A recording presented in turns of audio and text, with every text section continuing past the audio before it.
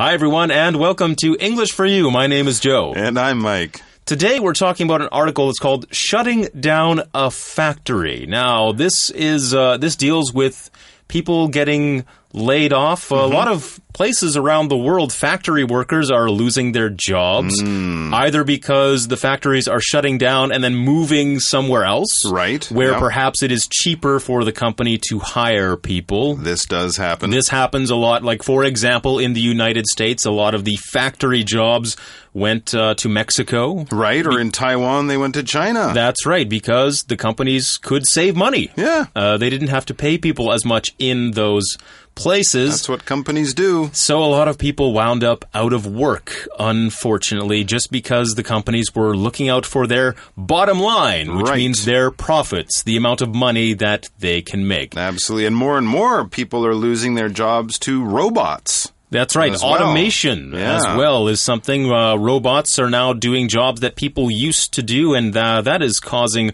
a lot of layoffs, and downsizing is another word we use for that as well. We're going to learn all about this over the next couple of days on English for You. So let's get to day one of shutting down a factory. Reading. Shutting down a factory. Hey everybody, please quiet down. You're probably wondering why I'm making an announcement today. Well, there is a problem with our car parts suppliers in Japan. An earthquake struck there yesterday, and their factories were damaged badly. In fact, it will take months for them to start production again. We can't continue with production without those parts. Today, I'm going to shut down production on our assembly lines here. Everyone remain calm. Now, we're not sure how long it will take our suppliers in Japan to get back to work again. Hopefully, it's soon, so we can all return to work. Until then, we're asking everybody to please wait patiently. Unfortunately, we cannot pay you while the factory is shut down. We will work hard to help our suppliers get back on track, though, so that we can start production again, too. Until then, please contact Human Resources to make sure they know how to contact you. If you have any questions now, please ask me.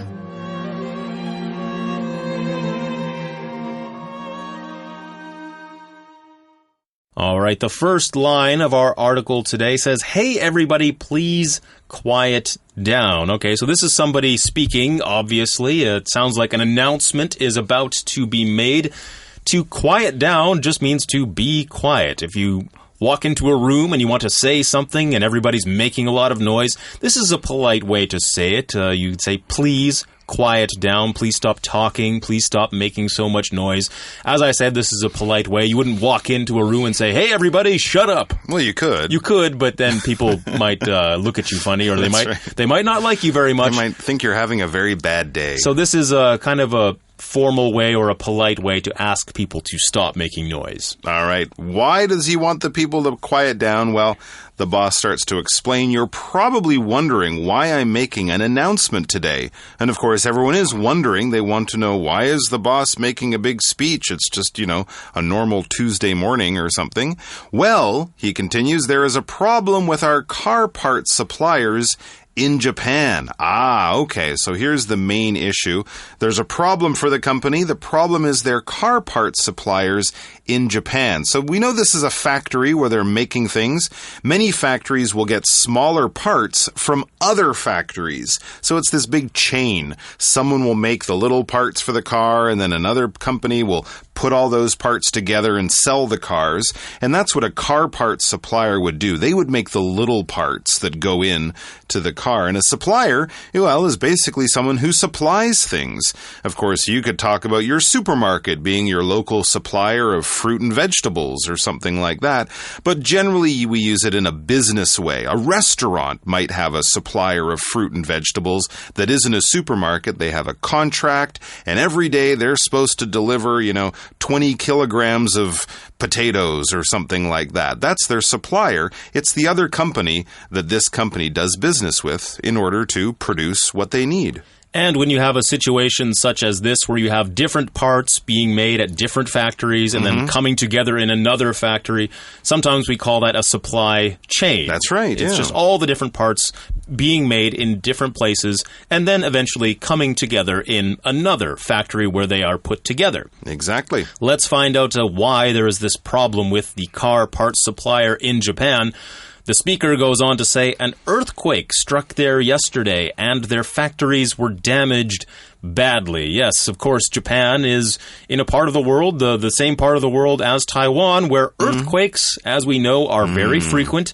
It's an area that we call in English the Ring of Fire. Yes. That just means there's a lot of tectonic activity, which is the formal way of saying it. Fancy word, Joe. Fancy words referring to the tectonic plates. Lots of earthquakes, volcanoes, things like that. The plates that are underneath the ocean and are constantly moving. That's what causes the earthquakes to occur. And it says their factories were damaged badly. If something is damaged, it means it is hurt in some way. There is some damage done to that thing. Earthquakes cause a lot of damage to buildings. Buildings fall down. Buildings catch on fire. All kinds of damages can happen during an earthquake, so the factories did not escape the damage in this case either. That's right, and it seems the damage was pretty bad. This must have been quite a big earthquake because it says, in fact, it will take months for them to start production again. So this isn't something that they'll be able to clean up in a few days or weeks. It will take many months for them to start production again, and that's what factories do. They produce things, they make things. So the noun form of the verb produce is production. So usually in the morning, when the first workers come into the factory, they'll start production for the day. And then, they'll close it down at night, maybe go home. And then production or making things will start again the next day. But with all of this damage, it's going to be many months before the factory is working or in production again. It goes on to say we can't continue with production without those parts. That's right. So they can't make them out of wood or paper. That's right. They can't substitute anything else. They can't buy them at 7-Eleven. Nope. So they can't continue without those parts. This can happen at factories when you have something that breaks down, a piece of equipment that you can't function without, or one of the parts or something doesn't show up, then you have to stop. Basically, you have to shut it down. So it says, today I'm going to shut down production on our assembly lines here. Oh. This is bad. Shut down means to stop doing something entirely, and we often use it when we're talking about factory work. Yeah, machines. You turn off a machine, right? You can shut down your computer, for example. Yeah. And they are going to shut down production on the assembly lines. The assembly lines just refers to the different parts of the factory where they are putting different parts onto the thing, the body that will eventually become a car. I believe we owe the modern assembly line as we know it today to Ford, I think, to the Ford Motor Company. Actually, there was a Canadian engineer who worked for him. Yep. And he was the guy. He was the guy. Ford had the idea. This Canadian guy actually made it all work. He made it happen. Okay, so it was a good partnership. As with most great things, we can thank Canada for it. Yeah, there you go. Basketball, assembly lines. If you can't tell, Mike and I are both Canadians, so we like taking credit for those sorts of things. What else did we invent? Water? Shoes. Shoes. We invented shoes. Breathing. Air. Yeah, we invented all of that. Don't bother looking that up. None of that is true. I think we invented lying. Yes, we invented that too. That's probably what we invented. And as you can tell, we're quite good at it. Well, sort of. That thing about the assembly lines, that is true. It does go back to the Ford Motor Company and a Canadian working for Mr. Ford back then. And he was the one who decided that they would have this efficient mode of production where the main body of the car would basically move through the factory and it would go to different stations. And at each station, somebody would be in charge of attaching one of the different parts. And at the end of the assembly line, the finished car would just roll right out of the factory. That's right. With this assembly line, instead of making 10 or 20 cars a day, they could make 200 cars a day. So, of course, it made factories much more efficient and made the companies much more money. Now, back in our story, I think a lot of the workers must be feeling nervous. If they're shutting down the production line, well, that means we're not going to have any work, right, boss? That's what everyone's thinking. And of course, the boss knows that. So next he says, everyone, remain calm. Don't panic. Don't get worried. You know, you're not going to be fired or kicked out or left without a job. He says, now, we're not sure how long it will take our suppliers in Japan to get back to work again. Of course, with an earthquake and all the damage, it's hard to predict, or it's hard to sort of see into the future and say, oh, it'll take us 2 weeks and 3 days. They don't really know. But he says, hopefully it's soon so we can all return to work. All right. Hopefully is an adverb you use when you're trying to look for the good side, when you're looking at this is the best situation. This is the way we want it to work out. You don't know, but you're sort of playing with the odds or playing with your chances and saying, well, if everything goes well, it will be fine. So hopefully they can all come back to work and start making cars again. That's right. We use hopefully when we're trying to express optimism, even when things don't look like they're going to be that great. Until then, it goes on to say, we're asking everybody to please wait patiently. If you're going to wait patiently, it means you're not going to complain, you're not going to make a lot of noise, you're just kind of going to be quiet and wait until something happens. Unfortunately, we cannot pay you while the factory is shut down. You might be able to tell from the sentence that unfortunately is used when something bad or unfortunate is happening. Something that is, we might say, is unlucky or just something bad or terrible that's going to happen.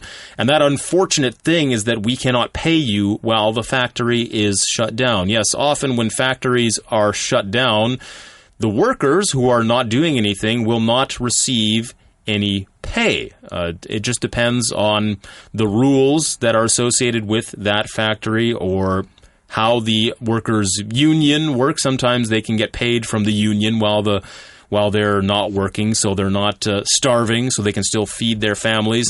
In this case, though, they're going to get nothing.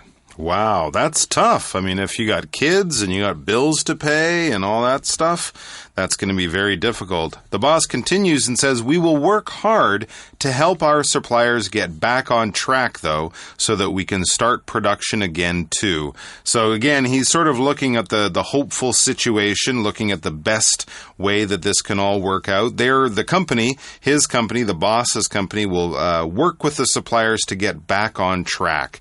When you get back on track, basically, something's happened, something's affected your progress, it's affected how efficient or how quickly or how well you're working.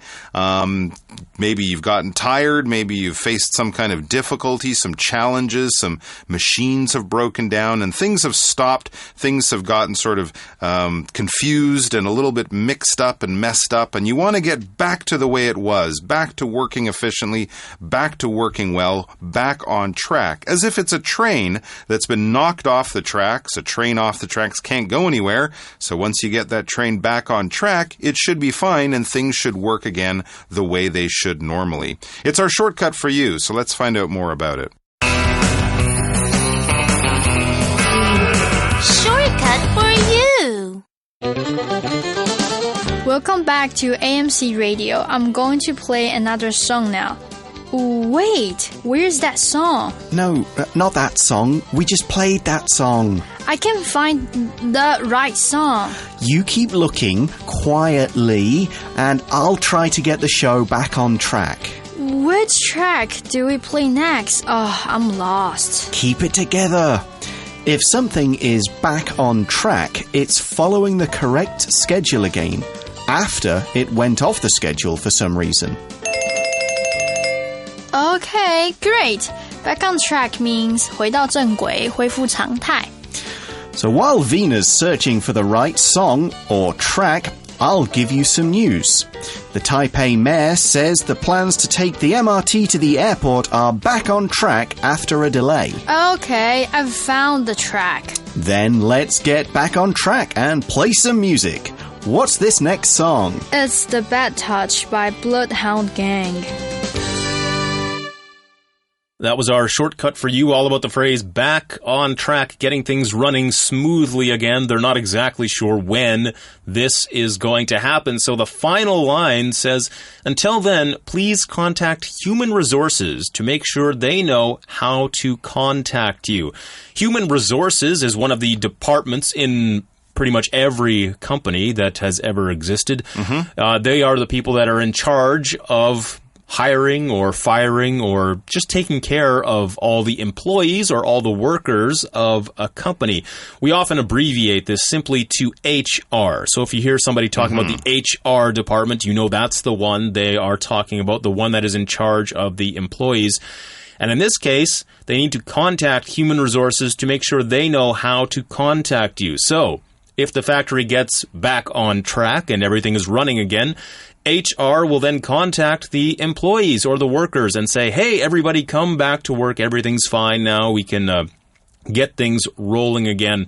And the last line says, if you have any questions now, please ask me. I'm sure the workers would have lots of questions pertaining to how long this will be going on, when they can get back to work, and all those sorts of things. So this has been an example of an announcement and how this would go when a factory is about to shut down.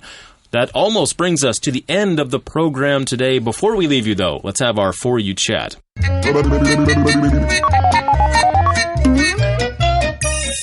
You chat. Today, we've seen what can happen when a factory shuts down and the employees are left without work. They said, unfortunately, the employees can't be paid during this time. Now, this is not always the way that this turns out. Right. Sometimes when a factory shuts down, there will be a different sort of deal in place, and that's what we're going to talk about on the For You chat. It says, what is a fair deal for you if your company places you on leave without pay? Wow. So basically the factory's shut down. Yes. You haven't been fired, but there's no work for you. For a while. And since there's no work, you're not going to make any money. Wow, that's a very tough situation.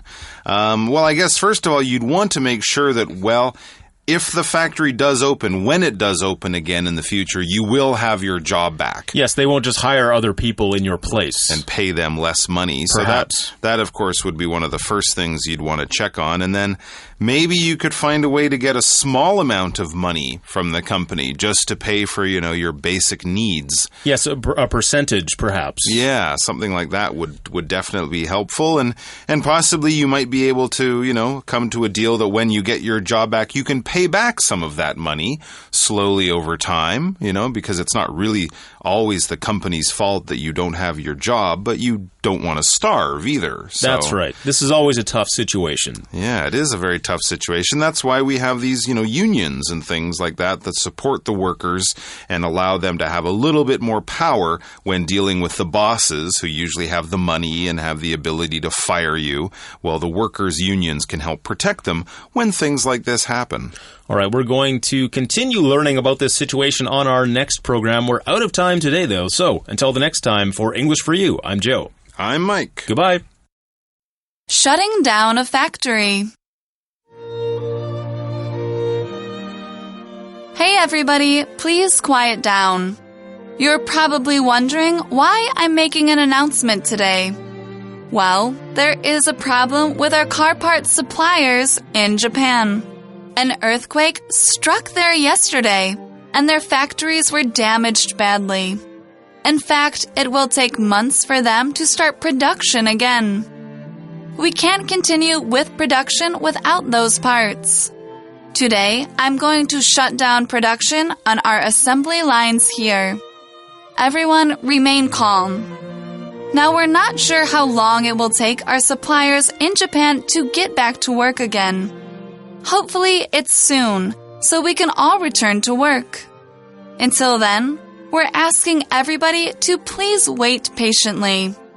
Unfortunately, we cannot pay you while the factory is shut down. We will work hard to help our suppliers get back on track, though, so that we can start production again, too. Until then, please contact Human Resources to make sure they know how to contact you. If you have any questions now, please ask me.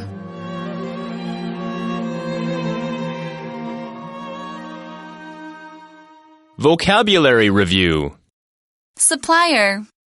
This factory is a computer parts supplier to many large companies. Damage. The man's car was badly damaged after he crashed into another car.